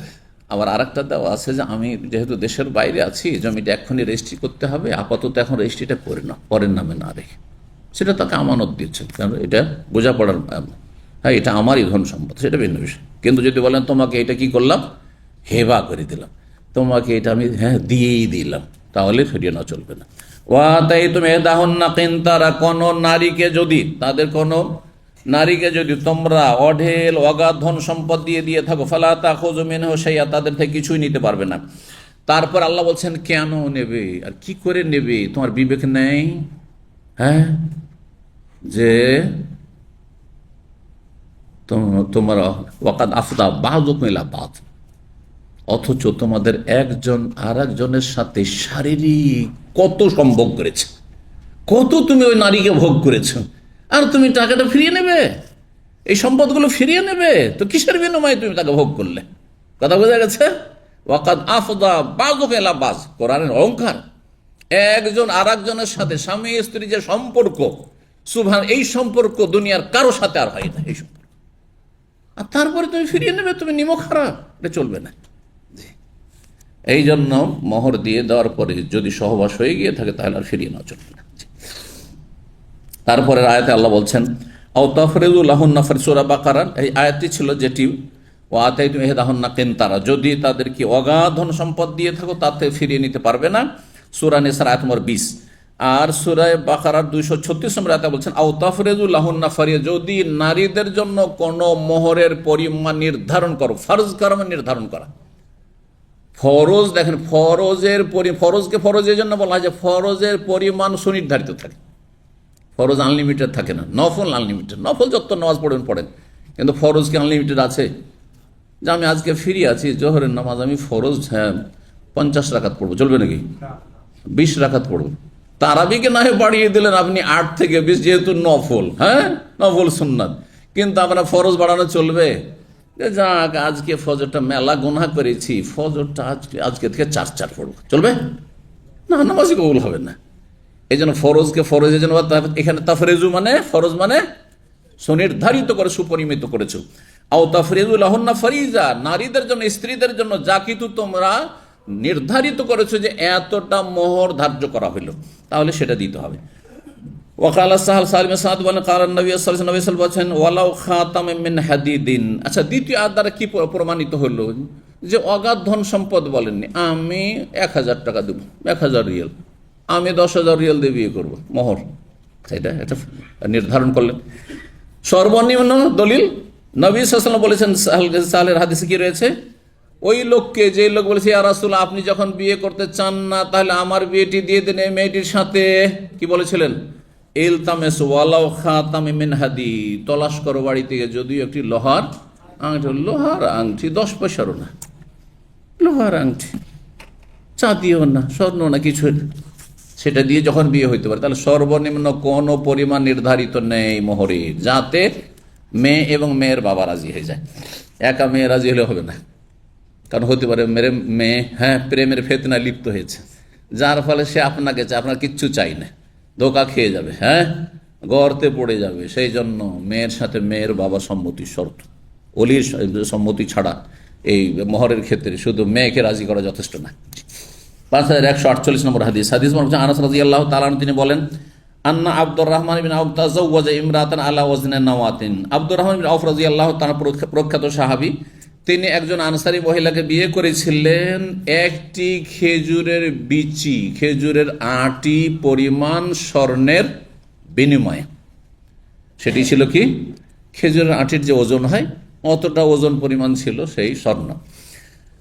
তো বলছেন যে বিয়ে করলেন, নবী সাল্লাল্লাহু আলাইহি ওয়াসাল্লাম দেখলেন তাকে কি, যে বাশাশাতাল উরসফারা, আর নবী সাল্লাল্লাহু আলাইহি ওয়াসাল্লাম দেখলেন যে বিয়ের আনন্দ তার চেহারায় ফুটে উঠেছে। দেখা হয়েছে বিয়ের একটা আনন্দ আছে, বিয়ের সময় চেহারাটা উজ্জ্বল থাকে, ভিতরের দিক থেকে আভ্যন্তরের দিক থেকে উজ্জ্বল থাকে, যে মনটা খুব খুশি আছে, মনটা খুশ, আমোদ ফুর্তিতে আছে। এটা একটা চেহারা, আর মানে লাবণ্য সৌন্দর্য বাড়ে মানুষের। আর একটা জিনিস হচ্ছে যে শারীরিক দিক থেকেও সে একটু চাকচিক্য হয়েছে, আর সুন্দর সেজেছে, কিছু লাগিয়েছে হয়তো। জি, তো জাফরান, যেমন আরবরা কি ব্যবহার করতো? জাফরান ব্যবহার করতো, যাতে শরীরের উজ্জ্বলতা বাড়তো, সৌন্দর্য বাড়তো, আর তার সাথে সুগন্ধ ছিল। তো বা তার স্ত্রী হইতে পারে, তার স্ত্রীর সাথে যখন মেলামেশা বাসর হয়েছে তখন তার স্ত্রী, যেহেতু মহিলাদের ক্ষেত্রে জাফরানের সুগন্ধির কথা রয়েছে হাদিসে, তো নবী সাল্লাল্লাহু আলাইহি ওয়াসাল্লাম তার চেহারায় বিয়ের খুশি অনুভব করলেন বা দেখতে পেলেন। ফাসাল, তাকে জিজ্ঞাসা করলেন যে কি ব্যাপার, মাহিয়াম, অন্য হাদিস রয়েছে, কি ব্যাপার, এত সুন্দর লাগছে কেন তোমাকে দেখে।